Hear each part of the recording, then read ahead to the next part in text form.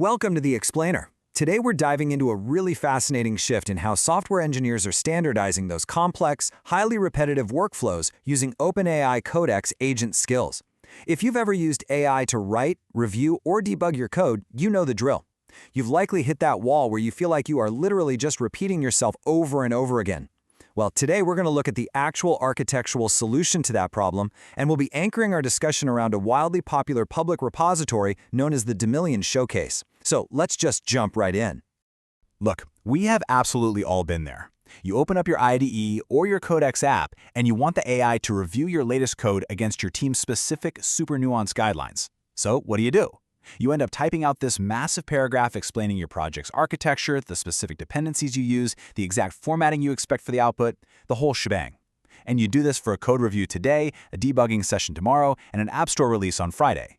It's honestly the core dilemma for modern developers, the sheer undeniable frustration of endlessly retyping complex instructions. So here's our roadmap for today. We're going to quickly cover 1. The prompting problem. 2. What are Codex skills? 3. Dimillian's 16 curated skills. 4. Multi-agent swarm workflows. 5. Automating App Store releases. And finally, 6. Installing and creating skills. Kicking things off with Section 1, the prompting problem, or the cost of repetitive workflows. Every single minute spent manually instructing an AI is just a minute lost. We desperately need a way to codify these workflows once and for all. Which leads us perfectly into Section 2. What are Codex skills? Basically, reusable instructions and scripts. The crucial thing to grasp here is what a skill actually looks like under the hood. It's not magic, right? It is literally just a file system structure. A Codex skill is simply a packaged directory. At its heart, you've got a skill.md file. That's required, and it holds all the core instructions and metadata, like the skill's name and its description. But a skill can also pack in optional executable scripts, reference documents, or even templates inside an assets folder. It essentially packages up a workflow so Codex can follow it reliably, time and time again. Now, how do you actually trigger these things? Well, there are 2 ways. The first is explicit invocation. This is super straightforward. You just type the $ followed by the skill name, like $linear, or you run /skills right there in your interface to call it directly. But the second way, that's where it gets really powerful. Implicit invocation. You just ask a question, and Codex automatically realizes, hey, I actually have a specific tool designed exactly for this job. But you might be wondering, wait, if I have dozens of skills installed, isn't that going to completely overwhelm the AI's context window? Great question. That brings us to the number 8,000. Codex uses this brilliant concept called progressive disclosure. When it starts up, it doesn't just blindly load every single instruction for every single skill. Instead, it only loads the name, the description, and the file path of your skills, strictly capping this initial list at roughly 2% of the model's context window. That's about 8,000 characters. Only when Codex decides it actually needs to use a skill does it go ahead and open the full SKLMD file. It's just a highly efficient way to manage context. Moving on to Section 3, Dimillian's 16 curated skills. This is a fantastic reference implementation tailored for Apple platforms. To really see this in action, we've got to look at Dimillian's public repository. It's incredibly popular, boasting over 3,400 stars on GitHub. And it perfectly illustrates the sheer level of technical specificity you can achieve here. Instead of some generic "help me code" prompt, Dimillian has crafted highly targeted tools. For example, the SwiftUI Liquid Glass skill knows exactly how to adopt the iOS 26 Plus API with the correct modifier ordering.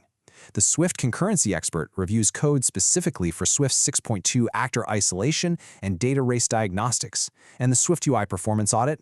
It specifically hunts down layout thrashing and identity churn. These are deep, highly specialized capabilities that are completely ready to be dropped straight into a project. Next up, Section 4, Multi-Agent Swarm Workflows. Parallel analysis for complex bugs. Let's break down this bug hunt swarm skill because it's a real game changer.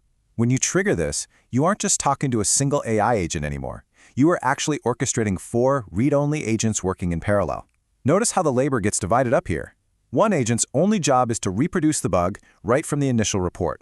Another logically traces the code execution path. A third searches for recent regressions in your Git history, while the fourth figures out the fastest way to prove the root cause. Because they're all working concurrently rather than sequentially, this swarm returns a ranked root cause hypothesis in a fraction of the time it would take a single agent. All right, Section 5, Automating App Store Releases. Let's talk about taking the manual labor out of shipping. Because, skills aren't just for writing code, they can handle that soul-crushing maintenance stuff too. The App Store changelog skill fully automates what is easily the most tedious part of shipping an app. It executes this brilliant 4-step workflow. First up, it runs a script to gather all the git commits since your last release tag. Second, it triages them. And it's smart enough to completely ignore internal-only work, like a commit that just says chore, upgrade fastlane, and it only keeps user-visible changes. Third, it drafts clear, benefit-focused bullet points, turning a raw commit like feat add voice input into a storefront-ready note like search your library hands-free with the new voice input option. Finally, it actually validates its own work to ensure zero jargon slip-through. It reliably transforms your raw commits into polished release notes. Which brings us to Section 6, Installing and Creating Skills, how to actually implement this in your own workspace. If you want to install Dimillian's curated skills, or honestly, any skills at all, the process is exactly as simple as it sounds. You literally just clone the repository and drop those skill folders directly into one specific directory path, $codex_home/skills. Once those folders are sitting right there, Codex automatically discovers them the very next time you start it up. But what if you want to build your own stuff? You want to automate your own highly unique workflows? Well, you've got two options here. The absolute fastest way is using the built-in $skill creator. Let's say you have a working thread where Codex just did something perfectly, like resolving a nasty merge conflict exactly how you like it. You just invoke skill creator, point it to that thread, and it automatically scaffolds the skill folder and extracts the instructions for you like magic. Alternatively, if you want full granular control, you can use manual authoring. You just create a folder, take your time to write out your own sk.md markdown file from scratch, and drop in any custom bash scripts you want Codex to use. Now, before you go downloading everything in sight, let's keep it real and objectively outline a few factual limitations of the Dimillian repository. First off, there is a clear Apple platform bias. Roughly half of the skills are strictly tailored for iOS and macOS. Second, you've got tool dependencies. The iOS debugger agent, for instance, actually requires you to have a completely separate tool called Xcode Build MCP installed, plus a simulator booted up. Third, framework evolution. These skills evolve with the frameworks, meaning some are hard-coded for very specific recent versions of Swift or iOS.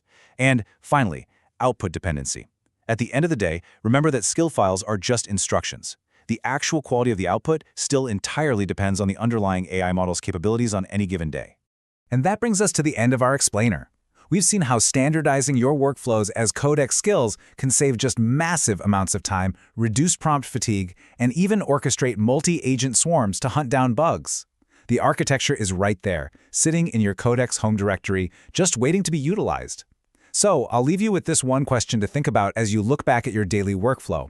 What repetitive task are you going to automate first?